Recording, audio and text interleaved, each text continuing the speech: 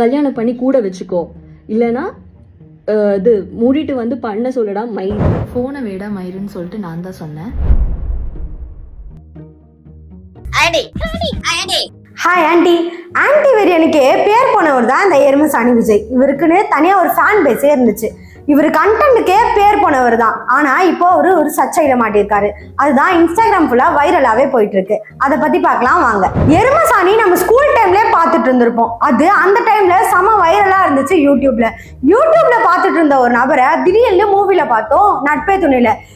நம்ம எருமசாணி அப்படின்ற மாதிரி தான் எல்லாரும் பார்த்துட்டு இருந்தாங்க. இப்போ ரீசெண்டா ரெசார்ட் அப்படின்ற ஒரு வெப் சீரிஸா அவர் வந்து ரைட் பண்ணிட்டு இருக்காரு. அது மட்டும் இல்லாம அதுல ஆக்டும் பண்ணிட்டு இருக்காரு. அவர் கூட நடிக்கிற சக ஹீரோயினான அனுகிரகான்றவங்க தான் இவர் மேல ஒரு கம்ப்ளைண்ட் ஒன்று வச்சிருக்காங்க. அதுதான் இப்போ இன்ஸ்டாகிராம்ல வைரலாவே போயிட்டு இருக்கு. அவங்க என்ன சொல்றாங்க அப்படின்னு பாத்தீங்கன்னா, என்னை வந்து 1 வருஷத்துக்கு வந்து அவங்க வந்து அக்ரிமெண்ட் போட்டு எடுத்தாங்க. ஆனா 1 வருஷத்துல அவங்க என்னை கூப்பிட்டதே கம்மி நாள் தான். என்னை கூப்பிடவே இல்லை. நான் வந்து என்னை கூப்பிடவே இல்லையே, என்னை ஹீரோயின் சொல்லி தானே எடுத்தீங்க, 3rd ஹீரோயின் சொல்லி எடுத்தீங்க. ஆனால் எனக்கான ஸ்பேஸே வந்து மூவியில் இல்லையே, ஏன் என்னை கூப்பிடல அப்படின்ற மாதிரி அவங்க கேட்டிருக்காங்க. டைம் வரும் உங்களை கூப்பிடுவேன் அவங்களை வெயிட் பண்ண வச்சிருக்காங்க. நீங்க தான் ஃபர்ஸ்ட் என்ன அப்ரோச் பண்ணீங்க, நீ தான் என்ன ஃபர்ஸ்ட் அப்ரோச் பண்ண. அப்போ உன்னோட ரெஸ்பான்சிபிலிட்டி தான். ஏன் இது பண விஷயமா வந்து இப்படி ஏன் என்கிட்ட பேசுறேன்? பண விஷயமா லுக், எனக்கு உன்னோட பணமும் எதுவும் வேணாம். நான் நேற்று ஏன் கால் பண்ணேன்னா, நான் ஒர்க் பண்ண பணம் ஏன் எனக்கு கிடைக்கல, அது கால் பண்ணி நான் கேட்டேன் கேஷியர். அப்போ கேஷியர் அது இது ஏதோ சொன்னார். பிரவீன் சார் வந்து நான் வந்து அன்னைக்கு பேசினேன், பிரவீன் டேரக்டர் பேசினப்போ விஜயகுமார் தான் ரீசன் சொல்லிட்டு அவர் சொல்லிட்டு இருந்தாரு. So that's the only reason I talk to you. And நீ கொடுக்கறது எனக்கு பிச்சை இல்லை. நான் வந்து இப்போ நான் நடிக்கிறேன்னா அது என்னோட டேலண்ட், என்னோட ஸ்கில். இவங்க வந்து பல டைம் கேட்டிருக்காங்க. ஆனால் வந்து இவங்களை கூப்பிடவும் இல்லை, இவங்களுக்கான பேமெண்ட்டையும் ஒழுங்காக தரலையாம். இதுக்காக விஜய் கிட்ட போய் கேட்டிருக்காங்க. விஜய் கிட்ட பேசுறதுக்காக நிறைய ட்ரை பண்ணியிருக்காங்க. ஷூட் டைம்லேயே அவர் வந்து மேக்கப் போட்டிருக்கும் போதெல்லாம் வந்து மேக்கப் ஆர்டிஸ்ட் முன்னாடியே, சார் உங்ககிட்ட நான் பேசணும் அப்படின்னு சொல்லியிருக்காங்க. ஆனால் வந்து அவர் வந்து கொஞ்சம் கூட கண்டுக்கவே இல்லை, மதிக்கவே இல்லை. அவர் பாட்டுன்னு காரில் ஏறி போயிட்டாரு அப்படின்ற மாதிரி இவர் மேலே ஒரு குற்றச்சாட்டை வைக்கிறாங்க அவங்க. இதை வந்து பார்த்துட்டு எல்லாருமே வைரல் பண்ணி விடுறாங்க. அது மட்டும் இல்லாம அனுகிரகா பேசி ஒரு வீடியோ போட்டிருந்தாங்க. அந்த வீடியோக்கு கீழே விஜயோட ஒய்ஃப் நட்சத்திரா வந்து ஒரு மெசேஜ் ஒன்று போட்டிருந்தாங்க. அந்த மெசேஜ் பண்ண கொஞ்ச நேரத்திலேயே அதை டெலீட் பண்ணிட்டு போயிட்டாங்க. டெலீட் பண்ணிட்டு போனது மட்டும் இல்லாம அவங்களோட அக்கௌண்ட்ல இருந்து ஒரு வீடியோ ஒன்று போஸ்ட் பண்ணியிருக்காங்க. அதுல அவங்க என்ன சொல்லியிருக்காங்க அப்படின்னு பாத்தீங்கன்னா, அவங்க பாய் ஃப்ரெண்டை வச்சு அவங்க மிரட்டினாங்க அப்படின்ற மாதிரி ஒரு தகவலை சொல்லியிருக்காங்க. அந்த வீடியோவை போய் பாருங்க. விஜய் வந்து ஒரு ஆர்டிஸ்ட், இந்த சீரீஸ்ல அவங்க ஒரு ஆர்டிஸ்ட், அவங்க வந்து ஒரு ஸ்கிரிப்ட் ரைட்டர். ஸோ பேசிக்லி காசு வந்து நாங்களோ ஸ்கிரிப்ட் ரைட்டரோ வந்து கொடுக்க போகிறதில்ல, ப்ரொடக்ஷன் ஹவுஸ்லேருந்து தான் காசு கொடுக்கணும். ஸோ எதனால அனுகிரகா வந்து இந்த மாதிரி ஒரு விஷயத்துக்கு வந்து அவங்க பாய் ஃப்ரெண்டை வச்சு பேசணும்? அண்ட் அந்த 11:30க்கு நாங்கள் வந்து அவ்வளோ ஷவுட் பண்ணி அவங்க பேசிகிட்டு இருக்கிறப்போ நாங்கள் சொல்லிகிட்டே இருக்கோம், நாங்கள் வந்து எங்களோட ஒரு பர்சனல் ஸ்பேஸில் இருக்கோம், ஸோ இப்போ எங்களால் பேச முடியாது, நாளைக்கு கூப்பிடுங்கன்னு சொல்லிட்டு ஒரு 17 minutes நான், என்னோட ஃப்ரெண்டு, அப்புறம் விஜய் மாற்றி we were telling him. ஆனால் அவங்க சுத்தமாக கேட்கல. டாப் ஆஃப் த வாய்ஸில் he was shouting. ஒரு எக்ஸ்டென்ட்டுக்கு அப்புறமா he started using abusive words. இந்த சோ கால் அனுகிரகா வந்து சொல்லிட்டு இருக்காங்க, இவங்கள்ட்ட வந்து ப்ரூஃப் இருக்கு அதெல்லாம். அப்போ இதெல்லாமே வந்து எனக்கு தெரிஞ்சு ரொம்ப ப்ரீ பிளான்டா இருக்கிற மாதிரி தான் இருக்கு. ப்ரூஃப் வச்சு ஒருத்தவங்க இதுதான் பேச போறாங்க, அதனால நம்மள எந்த அளவுக்கு நம்ம அவங்கள ட்ரிகர் பண்ணி நம்ம வேர்ட்ஸ் வந்து நம்ம வாங்கலாம் அப்படின்னு பிளான் பண்ணி பண்ண மாதிரி தான் இருக்கு. பிகாஸ் எங்கள்கிட்ட ப்ரூஃப் இல்லை. நாங்கள் ரேண்டமாக ஒருத்தவங்க ஃபோன் பண்ணுறாங்கன்னு நாங்கள் ஃபோன் எடுத்து பேச ஆரம்பித்தோம். ஸோ இன்னொருத்தவங்களை வச்சு நாங்கள் ரெக்கார்ட் பண்ணுறதோ இந்த மாதிரிலாம் நாங்கள் சீப் திங்ஸ்லாம் நாங்கள் பண்ணலை. அண்ட் இவங்க வந்து ப்ளே பண்ணுறாங்க பயங்கரமாக, ஒரு ஸ்கிரிப்ட் ரெடி பண்ணி இவங்க வந்து பயங்கரமான ஒரு ப்ளே பண்ணிட்டு இருக்காங்க. உங்களுக்கு ப்ராப்ளம் வந்து என்ன, அது எனக்கு வந்து புரிய மாட்டேங்குது. உங்களுக்கு கேஷ் தான் ப்ராப்ளம். கேஷுக்கும் விஜய்க்கும் என்ன சம்பந்தம் இருக்குன்னு எனக்கு தெரியல. இவங்க இந்த வீடியோ போட்ட கொஞ்ச நாளுக்கு அப்புறமே அவங்க சைட்ல இருந்து ஒரு வீடியோ பதிவு ஒன்று போட்டிருக்காங்க. அவங்க என்ன பதில் சொல்லியிருக்காங்க, நான் அதுக்கான பதில சொல்றேன் அப்படின்னு சொல்லிட்டு அவங்க ஒரு வீடியோ போட்டிருக்காங்க. அந்த வீடியோ போய் பாருங்க. உங்களோட your tongue is your worst enemy, Nakshatra. You have said a lot of statements which I can give a proof, clarity நான் கொடுக்குறேன். இந்த விஜயகுமார் வந்து இப்படி ஒரு கேரக்டர் செட் பண்ணியிருக்காரு. 3 ஸ்டோரி இருக்கு. அதுல இது ஒரு ஸ்டோரியில நீங்க லீடு, ட்ரையாங்கிள் லவ் ஸ்டோரியில லீடுன்னு உங்களோட ஹஸ்பண்ட் சொல்லியிருக்காரு. எங்க அவரை வந்து நீங்க சொல்லலாம்னு சொல்லுங்க, அவரு சொல்ல மாட்டாரு, அவர் கண்டிப்பா சொல்ல மாட்டாரு. இப்படி ஒரு ப்ரொடக்ஷன் ஹவுஸ் சொல்றாங்கன்னா அப்ப நான் விஜயகுமார் கிட்ட இல்லாம வேற யார்கிட்ட நான் போய் நான் கேட்கணும், ஏன் என்னோட ரெமுனரேஷன் கட் பண்ணுங்க. அண்ட் ஃபார் அதர் திங், நான் கேஷியர் கண்ணனை தான் நான் கால் பண்ணேன், ஏன் என்னோட பணம் கட் பண்ணீங்கன்னு. விஜயகுமாரை அதுக்கப்புறம் என்னோட ஹாஸ்பிட்டலைஸ் ஆனதுக்கப்புறம் என்னோட ஃப்ரெண்ட்ஸ் கால் பண்ணாரு, ஃப்ரெண்ட் கால் பண்ணா. அவர் சொல்றாரு பாய் ஃப்ரெண்ட் கால் பண்ண. How to you know he's my boy friend R my friend? என்னோட அண்ணாவா இருக்கலாம், என்னோட தம்பியா இருக்கலாம், who are concern to me.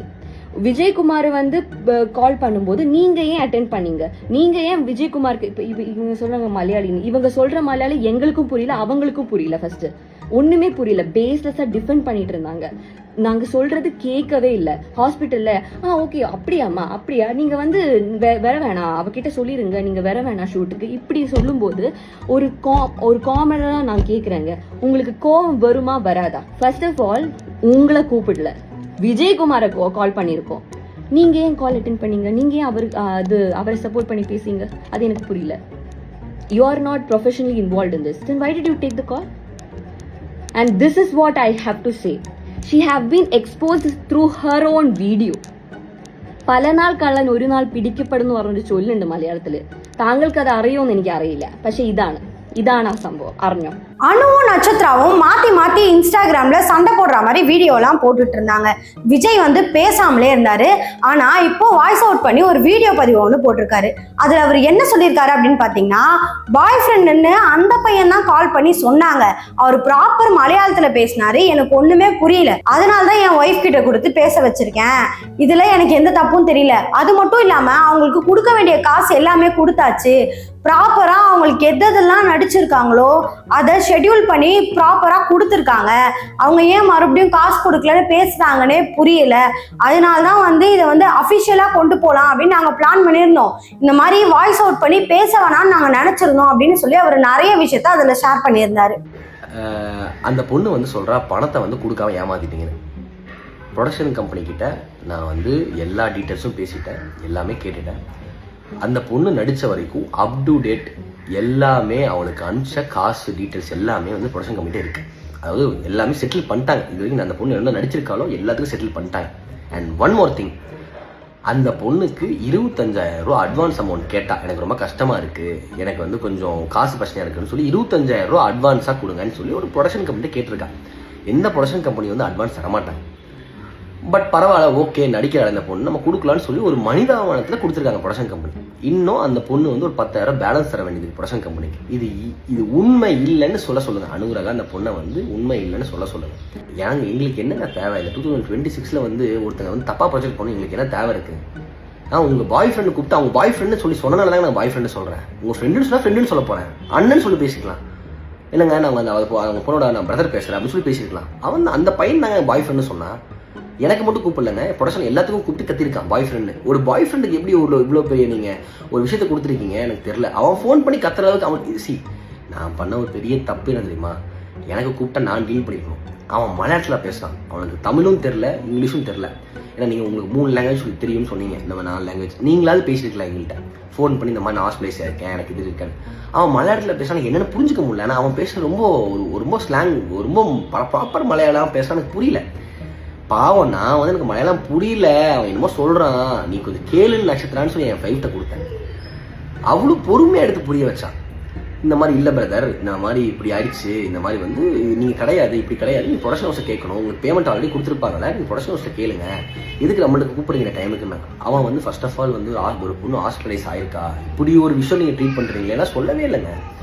அவன் என்ன சொன்னான்னா, அந்த பொண்ணு வந்து நாங்கள் ஹாஸ்பிட்டலில் இருந்தோம், வீட்டுக்கு கூப்பிட்டு வந்துட்டோம், அப்புறம் நாங்கள் வந்து இப்போ வந்து அவங்க வந்து வீடை காலி பண்ணிட்டாங்க, அவளுக்கு ஃபிக்ஸ் வந்துருச்சு, என்னென்னமோ சொல்கிறாங்க. எனக்கு அது ஒன்றுமே புரியல. இப்போது அவங்க ஒரு மனிதாபனம் இருக்கும்ல, ஒருத்தங்க ஃபோன் பண்ணி ஃபஸ்ட் என்ன ஹாஸ்பிட்டல் ஹாஸ்பிட்டல் அட்மிட் பண்ணிட்டாங்க, எனக்கு என்ன பண்ணுறதுன்னா அதுக்கு நாங்கள் ரெஸ்பாண்ட் பண்ணுவோம். அவன் அதை கேட்கவே இல்லை, அந்த பையன் அதை கேட்கவே இல்லை. அந்த பையன் காசு கொடுக்கணும், நடிச்சதுக்கு காசு கொடுங்க, நடிச்சதுக்கு காசு கொடுத்தாச்சு, அதுக்கப்புறம் என்ன காசு கேட்குறேன், எல்லா ப்ரூஃப் நம்மள்ட்ட இருக்கு, அவர் என்ன காசு கேட்குறீங்க? அண்ட் எனக்கு ஒன் மோர் திங், எனக்கு ரொம்ப ஒரு உறுத்திட்டு விஷயம் என்னன்னா வந்து, நான் ரைட்டிங்குக்கு நான் ப்ரொடக்ஷனில் கை நீட்டி காசு வாங்குறேன்னா என்னை எப்படிங்க ஃபோர்ஸ் பண்ண முடியும்? நீ இந்த கதையில் வந்து எனக்கு 15 days வர மாதிரி எழுதி கொடு, எனக்கு என்னை எப்படி ஃபோர்ஸ் பண்ண? அனுராகா வந்து நான் சொல்லிட்டேன், உங்களுக்கு சைடு ரோல் தான் இந்த, நீங்கள் வந்து அனுராகா வந்து லீட் ஹீரோயினுக்காக ஆடிஷனுக்கு வந்தாங்க. அப்புறம் வந்து இதில் வந்து அவங்களுக்கு இது கிடைக்கல அப்படின்னு சொல்லி அவங்களுக்கு நிறைய ஆடிஷனாக எடுத்தாங்க, நிறைய பேர் எடுத்தாங்க. அவங்களுக்கு கிடைக்கலங்கும் போது இந்த ரோல் இருக்கு பண்ணலங்கும் போது அந்த ரோலை அக்செப்ட் பண்ணி தான் வந்தாங்க. 2 months நடிச்சாங்க. அதுக்கப்புறம் தான் அக்ரிமெண்ட் சைன் பண்ணாங்க. எல்லாமே தெரிஞ்சு பண்ணிட்டு எதுவுமே தெரியாத மாதிரி இந்த பொண்ணு வந்து ஒரு ட்ராமா பண்ணுறது வந்து ஏற்றுக்கவே முடியலங்க, யாருனாலும் ஏற்றுக்க முடியல. எங்கள் வீட்டிலலாம் நான் வந்து உங்களுக்கே தெரியும், நான் வந்து ஒரு சின்ன வயசுலேருந்து 2017 ஒரு எம்எஸ்ஆன் யூடியூப் சேனல் வச்சு அவ்வளோ கஷ்டப்பட்டு ₹1 கூட இல்லை என்கிட்ட. நான் வந்து ₹1 கூட இல்லாமல் ஒரு விஷயமா பில்ட் பண்ணி இவ்வளோ தூரம் வந்திருக்கேன், இவ்வளோ தூரம் கொண்டு வந்திருக்கேன். அது எப்படி ஒரு செகண்டில் வந்து நான் காசை ஏமாற்றி நான் வந்து இது பண்ணிட்டேன்னு சொல்ல முடியும் உங்களால்? எனக்குலாம் ரொம்ப கஷ்டமாக போயிடுச்சுங்க. நான் எப்படி காசை ஏமாத்தினேன், யாரை ஏமாத்தேனா? ஒரு சைடு மக்கள்லாம் அனுக்கு சப்போர்ட் பண்ணி பேசிட்டு இருக்காங்க, இன்னொரு சைடு மக்கள்லாம் விஜய்க்கு சப்போர்ட் பண்ணி பேசிட்டு இருக்காங்க. நம்ம யார் என்னென்ன பேசுறாங்கன்னு சொல்லி சைலண்டா வேடிக்கை மட்டும் தான் பார்க்க முடியும். யூடியூப்ல இருக்கிற வரைக்குமே விஜயை எல்லாருக்குமே பிடிச்சது. ஆனா சினிமான்னு போகும்போது விஜய் மாறிட்டார்ல அப்படின்ற மாதிரி நான் பேசல, நெட்டிசன் பல பேரும் பேசுறாங்க. இதை பத்தி நீங்க என்ன நினைக்கிறீங்க அப்படின்றத மறக்காம கமெண்ட்ஸ்ல சொல்லுங்க. ரெட் டிப் சேனலை சப்ஸ்கிரைப் பண்ண மறந்துடாதீங்க.